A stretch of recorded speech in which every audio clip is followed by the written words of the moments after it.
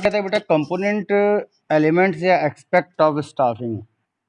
तीनों में से कुछ भी पेपर में आएगा या आपसे पूछा जाए what is the element of staffing या फिर what is the component of staffing या what is the aspect of staffing, कुछ भी पूछे तो आपका आंसर यही होना चाहिए। कंपोनेंट पूछेगा तो भी आप यही तीन कंपोनेंट ही बताओगे, एलिमेंट पूछेगा तो भी यही तीन एलिमेंट बताओगे, एस्पेक्ट पूछेगा तो भी बताओगे। जैसा कि आपने स्टाफिंग में पढ़ा ही था कि यहाँ पे हम मैन पावर की प्लानिंग पढ़ते हैं, उनका रिक्रूटमेंट पढ़ते हैं, सिलेक्शन पढ़ते हैं, ट्रेनिंग पढ़ते हैं, कंपनसेशन पढ़ते हैं और उनका प्रमोशन पढ़ते हैं। यही था स्टाफिंग की डेफिनेशन में इंक्लूड था। अब जो कंपोनेंट मेन है स्टाफिंग वो तीन ही हैं। पहला रिक्रूटमेंट। ये रिक्रूटमेंट का मतलब क्या होता है बेटा? वैकेंसी निकालना। आप देखते हो ना कि जॉब की वैकेंसीज आती हैं, चाहे वो गवर्नमेंट सेक्टर में हो या फिर प्राइवेट सेक्टर में हो। अक्सर कंपनियां या गवर्नमेंट इंस्टीट्यूशंस अपने यहाँ वैकेंसीज निकालती हैं कि हमारे यहाँ इतनी वैकेंसी है, जो भी लोग इच्छुक हैं वो फॉर्म के लिए अप्लाई कीजिए, तो उससे कहते हैं रिक्रूटमेंट। रिक्रूटमेंट का सिंपल सा मतलब होता है लोगों को इनकरेज करना। लोगों को इनकरेज करना किस चीज के लिए? किस चीज के लिए इनकरेज करना? कि वो ज्यादा से ज्यादा जॉब के लिए अप्लाई करें। मतलब हमारे यहाँ जो भी वैकेंसीज हैं, जिन पे जो भी वैकेंट खाली है, जिस पे कोई आदमी नहीं है काम करने वाला और हमारे यहाँ वैकेंसीज खाली हैं, तो उसके लिए जॉब ऑफर करना लोगों को कि वो ज़्यादा से ज़्यादा जॉब अप्लाई कीजिए आप लोग। जिससे कि क्या होगा, हमारे पास वाइडर चॉइस होगी कि हम ज़्यादा से ज़्यादा या अच्छे से अच्छे लोगों को सेलेक्ट कर सकें। भाई ज़्यादा से ज़्यादा लोग आएंगे, ज़्यादा से ज़्यादा लोग का फॉर्म अप्लाई होगा, तो हम उसमें से बेस्ट को सेलेक्ट कर पाएंगे क्योंकि हमारे पास चॉइस बहुत ज़्यादा होती है। ये होता है बेटा पहला इसका element recruitment.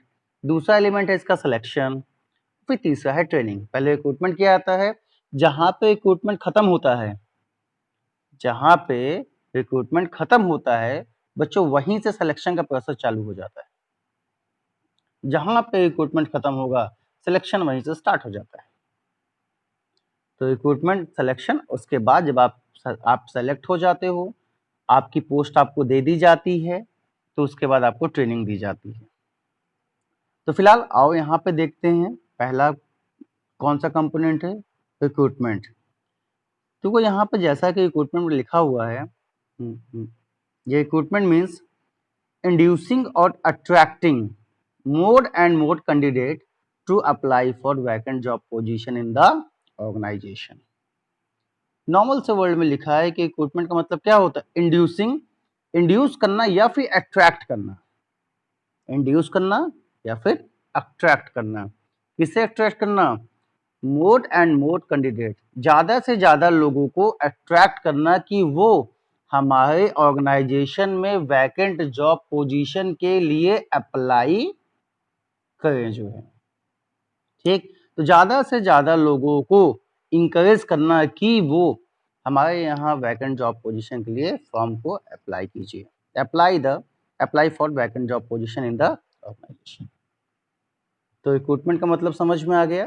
In general words हम कह सकते हैं, देखो आगे लिखा है, recruitment means search for candidates who can perform the vacant role and inducing them to apply and come forward for filling the vacant role। Means general word में हम कह सकते हैं सर्च फॉर कैंडिडेट, उन कैंडिडेट्स को ढूंढना, who can perform the vacant role, जो कि हमारे जॉब पोजीशन, जो हमारे यहाँ वैकेंट जॉब है उसके रोल को परफॉर्म कर पाए। ऐसे लोगों को ढूंढना जो कि हमारे यहाँ जो भी जॉब वैकेंट है उस रोल को परफॉर्म कर पाए, एंड इंड्यूसिंग देम, और उन्हें इंकरेज करना to apply and come forward for filling the vacant job, और उन्हें इनकरेज करना कि आप लोग फॉर्म को फिल कीजिए, जो भी हमारे यहाँ वैकेंट जॉब है उसके लिए फॉर्म को फिल कीजिए और इस जॉब के लिए यहाँ पे आइए। बेटा रिक्रूटमेंट का मतलब समझ में आया या नहीं आया? किसी को कोई डाउट हो पूछ लो। चलो आगे बढ़े। अब बेटा इसके सोर्स क्या होते हैं, कैसे रिक्रूटमेंट किया जाता है। जिस तरह आप लोग अक्सर देखते होगे, पेपर में देखते होगे, तो पेपर में एक पेज आता है जिसमें वैकेंसीज निकली होती हैं, उसे क्लासिफाइड का पेज कहते हैं। आप न्यूज़पेपर में न्यूज़ में देखिए, न्यूज़ में भी वैकेंसीज की इंफॉर्मेशन आती हैं। आप शॉप पे जाते होंगे, शॉप पे भी वैकेंसीज के कई पोस्टर वगैरह, बोर्ड वगैरह लगे होते हैं कि नहीं होते हैं। तो हम अक्सर देखते हैं, कैसे पता चलता है, इंटरनेट पे आजकल सुविधाएं हैं, हम इंटरनेट पे सरकारी रिजल्ट.com पे खोल के देख लेते हैं कौन कौन सी वैकेंसीज निकली, कौन कौन सी नहीं है। इस तरीके की कई ऑनलाइन साइट्स हैं जो कि आपको बताती हैं किस सेक्टर में जॉब निकली कि नहीं निकली। तो वैकेंसीज ज़्यादातर हम लोग जानते हैं, कैसे हम लोग देखते हैं, कैसे नहीं देखते, बट यहाँ पे कैसे हम लोग सर्च करेंगे, या एक कंपनी का रिक्रूटमेंट प्रोसेस होता क्या है। आप जो वैकेंसीज देखते हो, आप कैंडिडेट हो, आप कैंडिडेट के नजरिए से देखते हो, बट यहाँ पे आप बिजनेस पढ़ रहे हो, तो बिजनेस के पॉइंट ऑफ व्यू से, एक बिजनेसमैन के पॉइंट ऑफ व्यू से, एक मैनेजमेंट के पॉइंट ऑफ व्यू से आपको सोचना है कि मैनेजमेंट रिक्रूटमेंट का प्रोसेस कैसे आगे बढ़ाता है। आइए देखते हैं कि जो मैनेजमेंट होता है वो रिक्रूटमेंट का प्रोसेस कैसे आगे बढ़ाता है। चलिए, तो बेटा सोर्स ऑफ रिक्रूटमेंट, बेटा रिक्रूटमेंट के दो ही सोर्स होते हैं, एक इंटरनल होता है, एक एक्सटर्नल होता है। देखो यहाँ पे लिखा है there are two important source of recruitment. पहला है बच्चों इंटरनल सोर्स ऑफ रिक्रूटमेंट और दूसरा है एक्सटर्नल सोर्स ऑफ रिक्रूटमेंट। अच्छा, सही, इंटरनल एक्सटर्नल क्या है? सिंपल सी चीज, जो आपकी कंपनी के एम्प्लॉयज हैं, मान लीजिए आपके यहाँ कोई पोस्ट खाली हुई, सपोज दैट एक मैनेजर की पोस्ट खाली हुई, अब उस वैकेंट पोस्ट को आपको फिल करना है, तो आपके पास दो ही ऑप्शन है, या तो आप इंटरनल रिक्रूटमेंट कीजिए या तो आप एक्सटर्नल। एक्सटर्नल का मतलब जो इंप्लॉइज कंपनी के बाहर से आते हैं उन्हें हम एक्सटर्नल कहते हैं, और जो कंपनी के अंदर के इंप्लॉइज होते हैं उन्हें हम इंटरनल कहते हैं। इतनी बात समझ में आई कि नहीं, कि इंटरनल सोर्स क्या होता है कि जो कंपनी के अंदर के इंप्लॉइज हैं, जब हम उनमें से किसी को सेलेक्ट कर लेते हैं उस वैकेंट पोस्ट के लिए, तो हम उसे इंटरनल सोर्स ऑफ रिक्रूटमेंट कहते हैं। और जब हम अपनी वैकेंट पोस्ट के लिए एक्सटर्नल किसी पर्सन को अपॉइंट करते हैं, तो उसे हम बेटा एक्सटर्नल सोर्स ऑफ रिक्रूटमेंट कहते हैं। इतनी बात समझ में आ गई। अब हम देखते हैं कि इंटरनल सोर्स ऑफ रिक्रूटमेंट को फिल कैसे किया जाता है। तो बेटा इंटरनल सोर्स ऑफ रिक्रूटमेंट दो तरीके के होते हैं। अब सर इंटरनल सोर्स का तो मतलब आप जान ही गए कि हमें बिजनेस के बाहर से आदमी नहीं लेना है, हमें बिजनेस के अंदर से ही आदमियों को लेना है, जो जो भी बिजनेस के अंदर हैं। अब बेटा बिजनेस के अंदर हम आदमियों को अपनी वैकेंट जॉब पोजीशन पे कैसे ले आएंगे, तो देखो बाय वे ऑफ प्रमोशन। पहला मेथड क्या है, प्रमोशन से। सपोज दैट कोई मैनेजर की कोई हमारी कंपनी में एक सुपरवाइजर है, एक एग्जांपल से समझो, मान लीजिए मोहन एक था, हमारी कंपनी में एक एम्प्लॉय था मोहन, वो सुपरवाइजर था, लेकिन उसे मैनेजमेंट का काम आता था क्योंकि वो सुपरवाइजर था। मोहन के ऊपर की एक पोस्ट, मैनेजर की पोस्ट खाली हो गई, जो पहले मैनेजर थे वो रिटायर्ड हो गए, उनकी पोस्ट खाली हो गई। तो अब उस पोस्ट के लिए हमारे पास दो ऑप्शन है, या तो हम मोहन को प्रमोट करके मैनेजर बना दें, मोहन को सुपरवाइजर से हम मैनेजर बना दें। अगर मोहन को हम सुपरवाइजर से मैनेजर बना देंगे तो बेटा मैनेजर की पोस्ट फिल हो गई कि नहीं हो गई, फिल हो गई ना। जैसे ही हमने मोहन को प्रमोट करके सुपरवाइजर बनाया, तो वैसे ही मैनेजर की पोस्ट क्या हो गई, फिल हो गई। क्या हमें कहीं बाहर से आदमी को ढूंढना पड़ा क्या? नहीं, हमने इंटरनल रिक्रूटमेंट किया, हमने अपने बिजनेस के ही आदमी को प्रमोट किया और प्रमोशन से उसे मैनेजर बना दिया, और तो उससे क्या हुआ, हमारी जो वैकेंट जॉब थी वो फिल हो गई, वैकेंट जॉब पोजीशन फिल हो गई। इतनी चीज समझ में आई, कैसे हम बाय वे ऑफ प्रमोशन अपनी वैकेंट जॉब को फिल करते हैं। आगे बढ़ें, बोलो।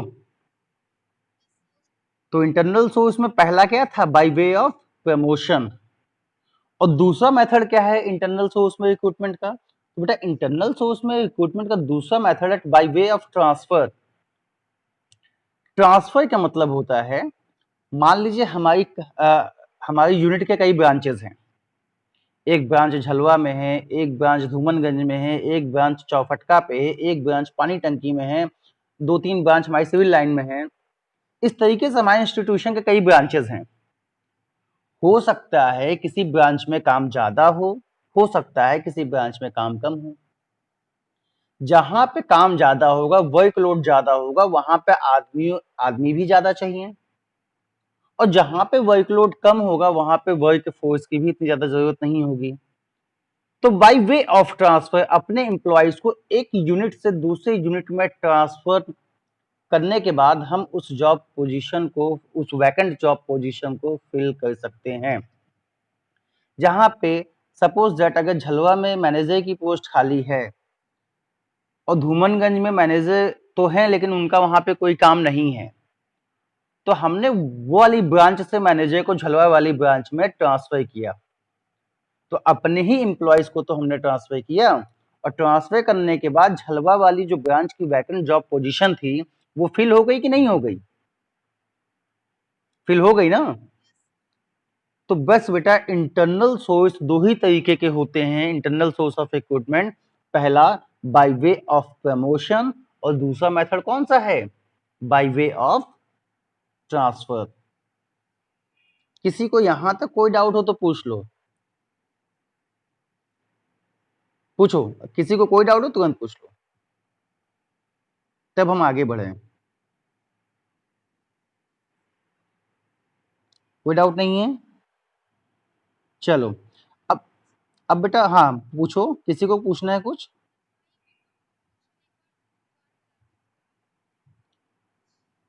बेटा आप 11th के स्टूडेंट हो? बेटा ये 12th की क्लास चल रही है, आपकी क्लास 9 बजे से है। मैं तो आवाज से ही पहचान लिया कि आप 11th के स्टूडेंट हो। ठीक है, आपकी क्लास 9 बजे से है, तो आप 9 बजे आइएगा। ये 12th का सिलेबस है, 11th का नहीं है। ठीक, ओके। चलिए, होता है कभी कभी। एक्चुअली क्या है, स्टार्टिंग के 3 डेज 8 बजे से 11th वालों की होती है, जबकि मैंने ग्रुप में मैसेज भेजा था बच्चों को कि आज 9 बजे से क्लासेस होंगी, तब भी चलिए, कोई नो इश्यूज। बेटा सुनते सुनते इतनी आवाजें आ गई हैं, कोई भी बोलता है पहचान लेते हैं। ठीक है, बिना देखे हम पहचान लिए कि ये 11th की बच्ची है। आओ बेटा, चलो यहाँ पे देखते हैं हम। अभी हमने पढ़ लिया इंटरनल सोर्स ऑफ रिक्रूटमेंट, समझ में आ गया कि नहीं आया बताओ? अब इसके कुछ हम देखते हैं। Internal source of recruitment is very popular and common because it of it advantages. अब बेटा देखो इसके एडवांटेजेस क्या क्या होते हैं। इंटरनल सोर्स के एडवांटेज, पहला एडवांटेज क्या है? It is economical. ये इकोनॉमिकल होता है। सर इकोनॉमिकल का मतलब क्या है? बेटा इकोनॉमिकल का मतलब, कहीं भी इकोनॉमिक का मतलब होगा तो पैसों से बात आएगी, पैसों से रिलेटेड बात आएगी। तो यहाँ पे इकोनॉमिकल का मतलब कि अगर हमारे ही एम्प्लॉय होंगे तो बेटा उनको बहुत ज्यादा सैलरी, जैसे अभी बाहर कोई एम्प्लॉय आता है तो हमें सैलरी का बर्डन होता है कि पता नहीं उसकी वो क्या मांगेगा, वो क्या डिमांड रखेगा, हमें उसको पता नहीं कितनी सैलरी देनी होगी। अब बाय वे ऑफ प्रमोशन में क्या होता है कि हमारा ही एम्प्लॉय है, हमें कहीं भटकने की जरूरत नहीं है, हमें बहुत ज्यादा खर्च करने की जरूरत नहीं है। हम अपने एम्प्लॉय को अगर उसकी सैलरी को थोड़ा बढ़ा देंगे तो वो मैनेजमेंट की पोस्ट संभाल लेगा। तो यहाँ पे बहुत ज़्यादा एक्सपेंसेस नहीं होते हैं, बहुत ज़्यादा खर्च नहीं करना पड़ता कि वैकेंसीज के लिए हम चले एडवर्टाइजमेंट में पैसा दें, हम चले पेपर में पैसा दें, ऐसा खर्च नहीं करना होता। तो इसे कहते हैं इट इज इकोनॉमिकल। ये इकोनॉमिकल होता है, इसमें बहुत ज़्यादा खर्च नहीं आते। कोई दिक्कत? दूसरा पॉइंट है इसमें, दूसरा एडवांटेज क्या है? It motivates the existing employees. ये हमारे यहाँ के एम्प्लॉयज को मोटिवेट करता है। भाई आप उनको प्रमोशन दे रहे हैं, कोई एम्प्लॉय अगर सुपरवाइजर से मैनेजर बन जाएगा तो वो वैसे ही मोटिवेट हो गया कि मुझे इस लायक समझा गया कि मुझे सुपरवाइजर से मैनेजर बना दिया गया। तो इसमें क्या है, एम्प्लॉयज को मोटिवेशन मिलता है। थर्ड वाला एडवांटेज क्या है बेटा? Less amount is spent on training. चूंकि जो हमारे एम्प्लॉयज हैं उनको पहले से ऑर्गेनाइजेशन के कामों के बारे में पता है, कैसे काम किया जाता है, तो उनकी ट्रेनिंग पे भी हमको बहुत कम खर्च करना पड़ता है। चौथा एडवांटेज क्या है, the employees are already familiar with rule and regulation of organization. समझ में ही आया होगा कि एम्प्लॉयज पहले से ही फैमिलियर हो जाते हैं rule and regulation of organization, so less chances of turnover, तो वहां पर टर्नओवर के चांसेस कम होते हैं। लास्ट वाला इम्प्रूव परफॉर्मेंस ऑफ एम्प्लॉयज, यहाँ पे एम्प्लॉयज की परफॉर्मेंस जो है वो इम्प्रूव होती है। To get promotion employees show better performance, वो जैसे ही प्रमोशन पाते हैं वो ज़्यादा अच्छा करने की कोशिश करते हैं, तो यहाँ पे एम्प्लॉयज का परफॉर्मेंस भी क्या होता है, इम्प्रूव होता है। बच्चों यहाँ तो कोई दिक्कत हो तो पूछ लो, फिर आगे बढ़ें।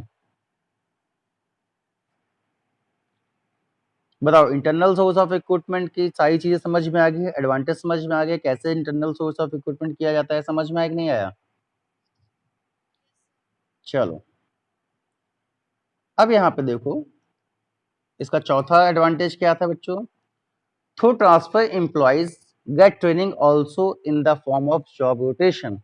जब हम एम्प्लॉयज को ट्रांसफर करते हैं एक ऑर्गेनाइजेशन से दूसरे ऑर्गेनाइजेशन में, तो get training also in the form of job rotation, तो इससे उनकी ट्रेनिंग भी होती है, इनके जॉब की रोटेशन से एम्प्लॉयज की ट्रेनिंग भी अच्छे से हो जाती है।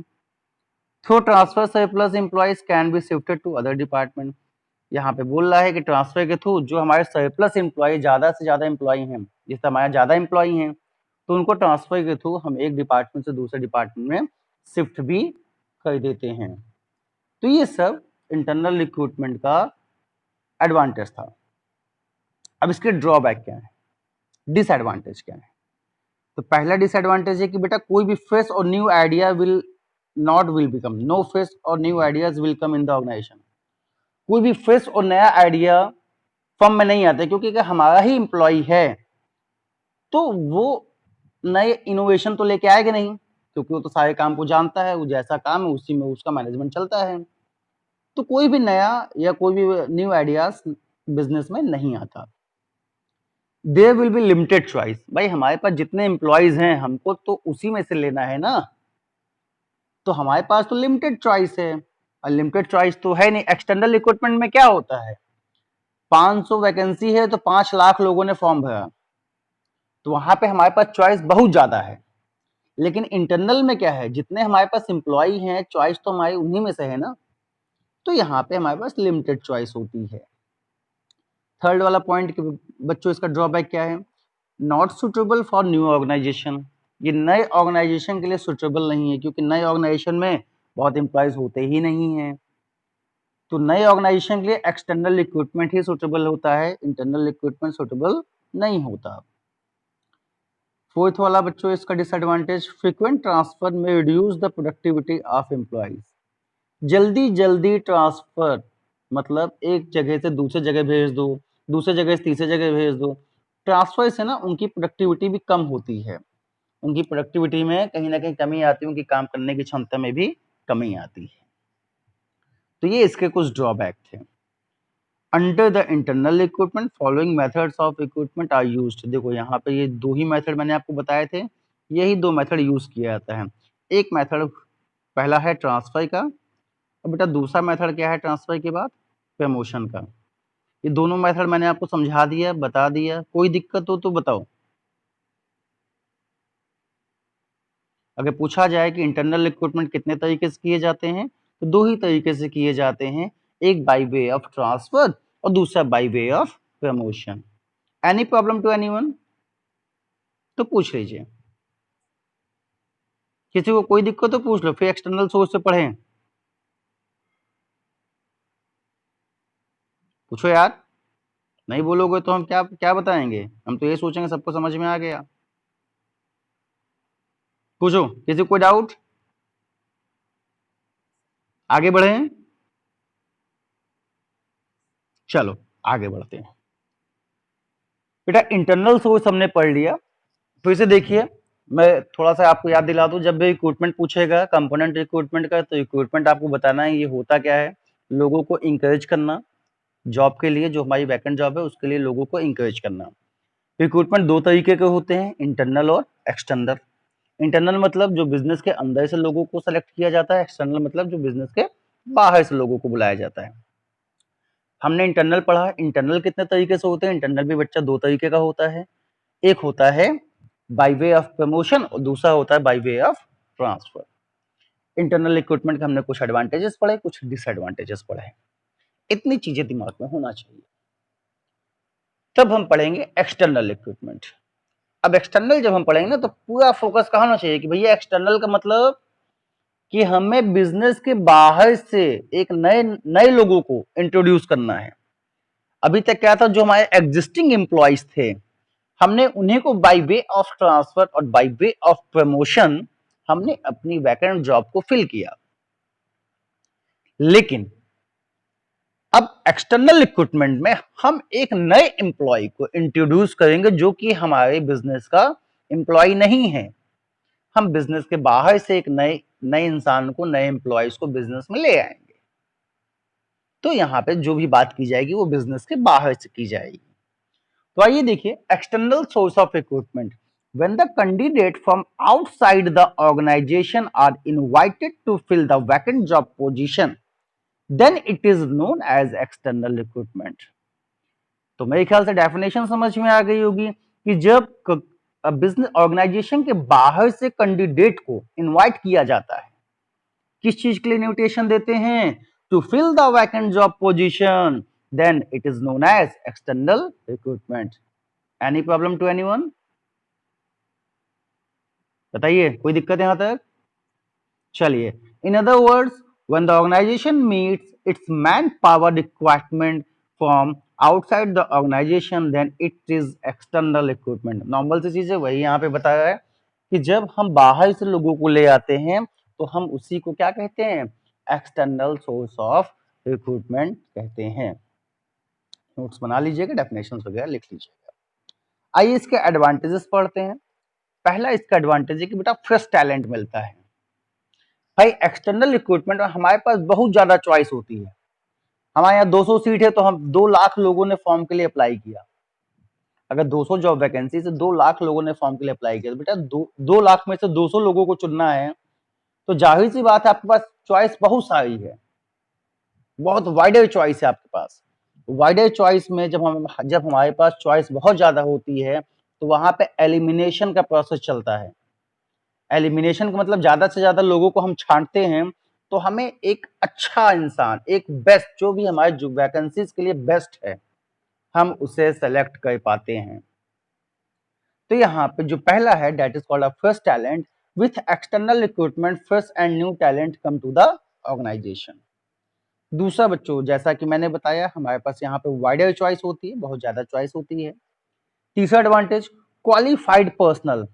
हमें अपने वैकेंट जॉब पोजीशन के लिए जिस भी क्वालिफिकेशन का बंदा चाहिए हम उस क्वालिफिकेशन के बंदे को ढूंढ लेते हैं। तो ये by using external recruitment the management can get qualified and trade person. तो रिक्रूटमेंट के थ्रू हम एक क्वालिफाइड और ट्रेंड पर्सन को ले आते हैं। ट्रेंड पर्सन का रिक्रूटमेंट होता है। तो बच्चों ये इसके एडवांटेज थे। आइए और इसका एडवांटेज देखते हैं। फोर्थ एडवांटेज इसका क्या है? Latest technology knowledge. Latest technological knowledge का क्या मतलब है? सिंपल सा मतलब है भाई, जो भी नया बंदा आएगा फ्रेश टैलेंट के साथ आएगा तो वो आज की टेक्नोलॉजी से अपडेट होगा। जो इंसान हमारे यहाँ पहले से, इंटरनल रिक्रूटमेंट में क्या होता था, अगर हमारे यहाँ कोई एम्प्लॉय पहले से है तो वो टेक्नोलॉजी से बहुत ज्यादा अपडेट नहीं हो पाता था। लेकिन जो बाहर से एक फ्रेश टैलेंट आएगा वो आज की टेक्नोलॉजी से अपडेट होगा, तो हमें जिस भी टाइप का बंदा चाहिए वो हमें मिल जाता है। फिफ्थ वाला क्या है बेटा? कॉम्पिटिटिव स्पिरिट होता है। Through external recruitment when outsider join the organization this develops a competitive spirit in existing employees of organization. Competitive spirit का मतलब जब हम बाहर से किसी आदमी को अंदर ले आते हैं, जब हम बाहर से एक नया आदमी जब सेलेक्ट होके आता है तो जो हमारे एग्जिस्टिंग एम्प्लॉयज हैं उसको देख के इनमें भी कंपटीशन की भावना आती है कि हम पहले से यहाँ पे हैं, ये आदमी अभी नया नया आया है, हम इसके या इससे अच्छा हमें करना चाहिए, ये हमसे आगे ना जा पाए। तो एक कंपटीशन की भावना आती है कि भाई अभी अभी तो ये आया है, अगर ये आगे जाएगा तो कहीं ना कहीं इसको प्रमोशन के चांसेस ज्यादा होंगे, तो हमें अपने आप को इससे अच्छा बनाना है। तो अच्छा बनाने के लिए कहीं ना कहीं कॉम्पिटिटिव स्पिरिट डेवलप होती है। तो यहाँ पे इसका पांचवा एडवांटेज क्या है, कॉम्पिटिटिव स्पिरिट हो जाता है। अब इसका ये बच्चों डिमेरिट्स देख लेते हैं। पहला डिमेरिट क्या है, the moral of existing employees goes down और फॉल्स। पहला ड्रॉबैक, जैसे ही कोई नया आदमी आता है ना, बट मान लीजिए आप किसी कंपनी में मैनेजर हैं, वो आप ही की पोस्ट के लिए एक आदमी और आ जाता है मैनेजमेंट की पोस्ट के लिए, तो आपका मोरल डाउन हो जाता है। क्यों? यार मैं भी तो था, क्या मुझसे काम नहीं हो पा रहा था क्या जो ये एक नए आदमी को ले आए? कहीं ना कहीं आपके मन में यह है, कहीं मुझे निकालना तो नहीं चाहते हैं कि इन्होंने मेरा सब्स्टिट्यूट ढूंढ लिया। तो कहीं ना कहीं यहाँ पे एग्जिस्टिंग एम्प्लॉयज का मोरल डाउन हो जाता है। बी वाला ऑप्शन, इसका डिमेरिट क्या है, the new employees may not adjust in the rule and regulation of the organization which means more chances of turnover. भाई जो नया एम्प्लॉय आया है वो आपके एग्जिस्टिंग रूल एंड रेगुलेशन में उसको एडजस्ट होने में टाइम लगेगा, जिससे कि कहीं ना कहीं टर्नओवर होने के चांसेस ज्यादा हो जाते हैं। सी वाला क्या है बच्चों, इसका demerit, it is expensive. Simple सी बात है भाई, एक्सटर्नल रिक्रूटमेंट एक्सपेंसिव होता ही है, क्योंकि भाई आपको एडवर्टाइजमेंट करना पड़ेगा, आपको पेपर में देना पड़ेगा, फिर इसके रिक्रूटमेंट का प्रोसेस भी होता है, कहीं ना कहीं ये एक महंगा पड़ जाता है एक्सटर्नल रिक्रूटमेंट का, तो ये एक्सपेंसिव होता है।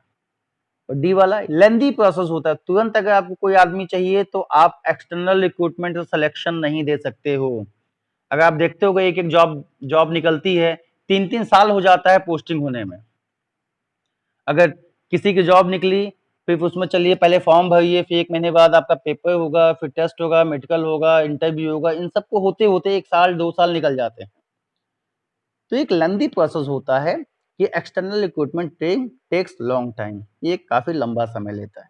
यहां तक कोई दिक्कत है बच्चों? इसके एडवांटेज डिसएडवांटेज समझ में आ गए? आगे बढ़े। अब बेटा यहाँ पे एक्सटर्नल रिक्रूटमेंट के कई मेथड हैं। अब देखो एक्सटर्नल रिक्रूटमेंट कैसे किया जाता है। पहला डायरेक्ट रिक्रूटमेंट। डायरेक्ट रिक्रूटमेंट का मतलब ये अनक्वालिफाइड पर्सन के लिए होता है। जिस तरह स्वीपर, आपको अगर स्वीपर चाहिए, प्यून चाहिए, चपरासी चाहिए, इनके लिए मान लीजिए आपको कुछ करने की जरूरत नहीं है, आपने अपने ऑफिस के बाहर बोर्ड लगा दिया कि हमारे यहाँ स्वीपर या प्यून की पोस्ट खाली है। अब वहां से आते जाते जिन लोगों ने देखा बोर्ड पे कि हाँ यहाँ पे चपरासी की या प्यून की पोस्ट खाली है, अगर उन्हें आवश्यकता है तो सीधे कंपनी के अंदर आ जाते हैं, तो अपना इंटरव्यू देते हैं। अगर आप उन्हें लेना है तो आपने उनको सेलेक्ट कर लिया, नहीं लेना है तो आपने उनको सेलेक्ट नहीं किया। तो इसे डायरेक्ट रिक्रूटमेंट कहते हैं कि हम सिंपल सा अपने ऑर्गेनाइजेशन के गेट पे एक डॉक्यूमेंट या एक स्लिप लगा देते हैं, उस पर लिख देते हैं भैया हमारे यहाँ ये जॉब वैकेंसी खाली है, जो इच्छुक हो वो आ सकते हैं। तो अगर आप इच्छुक हैं तो आप जाइए, इंटरव्यू दीजिए, इंटरव्यू देकर आपका डायरेक्टली सिलेक्शन हो जाता है। इसे कहते हैं डायरेक्ट रिक्रूटमेंट। दूसरा है बच्चों कैजुअल कॉलर्स। कैजुअल कॉलर्स का मतलब, आपने कभी देखा होगा कई लोग जाते हैं अपना रिज्यूम लेके, किसी ऑर्गेनाइजेशन में आप अपना रिज्यूम लेके गए कि मुझे जॉब के लिए मैं यहाँ अप्लाई करना चाहता हूँ, कहता है ठीक है सर अपना रिज्यूम छोड़ दीजिए, जब हमारे यहाँ आवश्यकता होगी तो आपको फोन किया जाएगा। तो जो रिसेप्शनिस्ट होता है वो सबका रिज्यूम ले लेता है, और उनके यहाँ जब भी जिसको जरूरत होती है तो वहां से फोन मिलाया जाता है कि अच्छा आइए सर आपकी आवश्यकता है, आप अब आ सकते हैं, आपका इंटरव्यू आज लगा है। तो इसे बच्चों कहते हैं कैजुअल कॉलर्स। ठीक है। By way of advertising, advertising से आपको पता ही है कि हमने पेपर में, टेलीविजन पे नोटिफिकेशन निकलवा दिया, एडवर्टाइज किया कि हमारे यहाँ जॉब वैकेंसीज हैं, जो भी लोग इस जॉब को करना चाहते हैं वो फॉर्म डाल सकते हैं। Employment exchange. बेटा एम्प्लॉयमेंट एक्सचेंज एक ऑफिस होता है, ये इलाहाबाद में ऑफिस लोक सेवा आयोग के पास है, एम्प्लॉयमेंट एक्सचेंज ऑफिस। इस ऑफिस का काम है बेरोजगार लोगों को रोजगार देना। आपको कहीं जॉब नहीं मिले तो आप अपना सारा डॉक्यूमेंट एम्प्लॉयमेंट एक्सचेंज ऑफिस में जाके दे दीजिए, वहां कोई भी अगर कंपनी जॉब के लिए आती है तो वो आपको वहां पे भेज देगी। बेटा लोक सेवा आयोग के पास है, इलाहाबाद में लोक सेवा आयोग के पास एम्प्लॉयमेंट एक्सचेंज ऑफिस, आप वहां अपने डॉक्यूमेंट दे दीजिए। आपके डॉक्यूमेंट के हिसाब से, आपकी क्वालिफिकेशन के हिसाब से अगर कहीं पे कोई जॉब पोजीशन होगी तो ये वहां पे आपको भेज देंगे कि जाइए आज आपका वहां इंटरव्यू लगा हुआ है। कोई दिक्कत?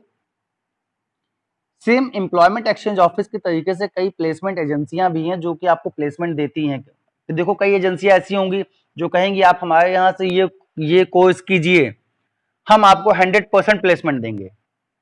होता है ना कि आइए आप हमारे यहाँ से एमबीए कीजिए, हम आपको 100% प्लेसमेंट देंगे।